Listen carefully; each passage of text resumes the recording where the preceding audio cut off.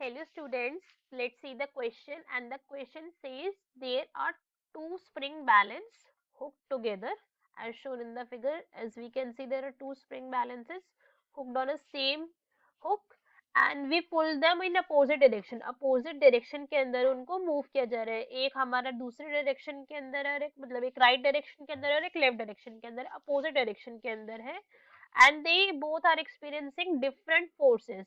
जो object A है वो 1.5 न्यूटन फोर्स शो कर रहा है, तो अब हमें बताने कि जो ऑब्जेक्ट बी है उसके ऊपर कितनी फोर्स लगेगी. So now let's see the question how to do it.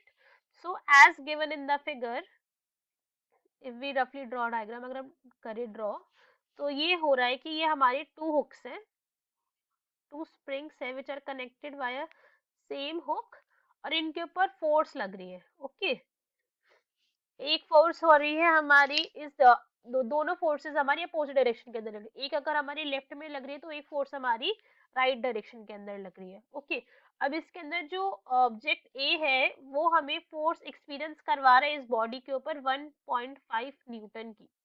So we have to find what is the force in offered by B. अभी हम कैसे सॉल्व करेंगे? अगर हम ध्यान से देखें इसके अंदर जो हमारी स्प्रिंग है वो भी बैलेंस्ड कंडीशन के अंदर है ना. ये जो हमारी स्प्रिंग्स है these are right now in balanced condition. Balanced condition के अंदर है. And what do we mean by balanced condition is that balanced condition के अंदर क्या है, जो हमारी F net है, F net फोर्स है, जो हमारी F रिजल्टेंट फोर्स है, टोटल फोर्स लग रही है बॉडी के ऊपर वो 0 न्यूटन लग रही है. 0 न्यूटन लग रही है से मतलब क्या है हमारा that F1 is equals to F2. सिर्फ इसका क्या होगा कि वो अपोजिट डायरेक्शन के अंदर लग रही है, सिर्फ इतना फर्क है. As according to the Newton third law of motion, third law of motion, according to third law of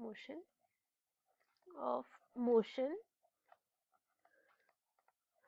every force is equal in opposite reaction. So from this we can easily see that the force which is experienced by B is also 1.5 Newton. सिर्फ क्या है कि ये हमारी जो force है वो negative direction के अंदर होगी, नेगेटिव होगा इसका मैग्नीट्यूड. वाई? बिकॉज ये हमारी अपोजिट डायरेक्शन के अंदर लग रही है. बट अगर हम इसका नेट रिजल्ट देखें तो 1.5 न्यूटन ही ये हमारा जो ऑब्जेक्ट बी है वो फोर्स एक्सपीरियंस करवा रहा है, जिसकी वजह से स्प्रिंग जो है हमारी बैलेंस कंडीशन के अंदर है. So from this we can easily say that our option number A is correct option. Hope you understand the question. Best of luck. Thank you.